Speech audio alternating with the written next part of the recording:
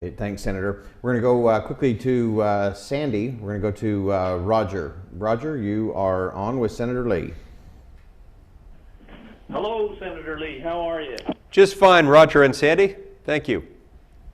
Yeah, my question and what I worried about is, seems like over the last maybe 5-6 years, some of our federal employees, like Lois Lerner and several others, have seemed to stand up to the questions in Congress and say, I'm not going to be accountable.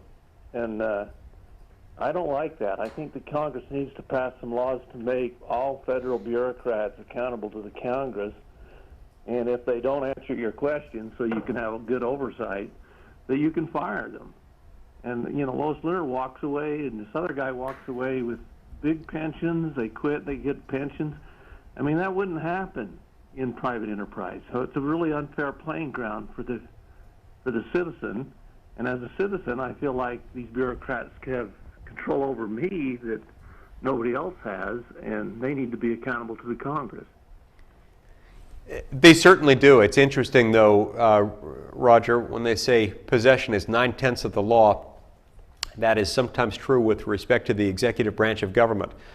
Whoever is in control of the White House really does control an awful lot of what's going on in government. The enforcement tools within the government are found within the executive branch. And so unless you have a president and a presidential administration that's willing to enforce the law with respect to those bureaucrats who defy the law and try to avoid any accountability from Congress, it's very difficult to gain control over this system.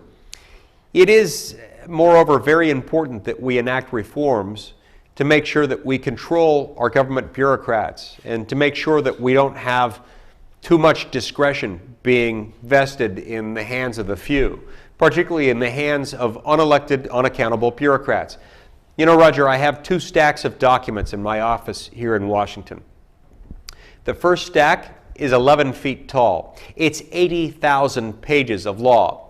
And it consists of last year's Federal Register. That's the annual cumulative index of federal regulations as they're promulgated or released to the public for notice and comment and as they're later finalized.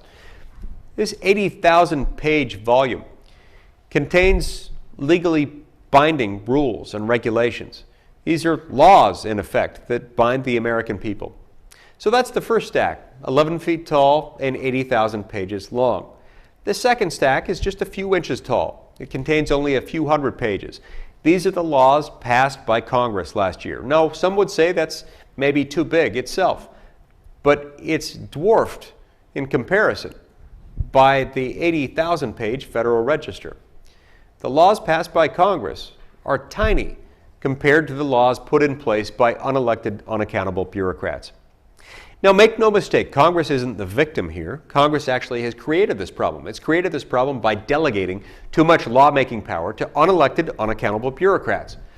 Congress has done this in a deliberate way that's designed to make it easier for politicians to stay in office longer, for politicians to be able to sort of pass the buck along to somebody else, to make somebody else make the difficult line-drawing decisions, doing the tedious work of lawmaking, to somebody else who doesn't ever have to stand for an election. This problem has grown gradually more severe over the last 80 years. It's very complex, it's very deeply rooted, and it's costing the American economy $2 trillion a year. Yes, that's what it costs to comply with this huge burden of federal regulations today. 20 years ago when I was in law school, that burden was about $300 billion. I was astounded at the time to learn how expensive that was. But the cost has exploded since then to $2 trillion a year. That's about 2/3 of what we spend on our income tax system. As complex, as deeply rooted, and as long-standing as this problem is, however, there is a simple solution to it. It's found in a legislative proposal called the REINS Act. REINS, R-E-I-N-S. It stands for Regulations in Need of Scrutiny. And here's what it says.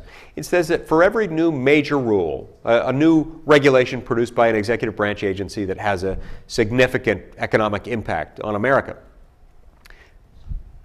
that rule will not take effect unless or until both houses of Congress enact it into law affirmatively, and that law gets signed by the president.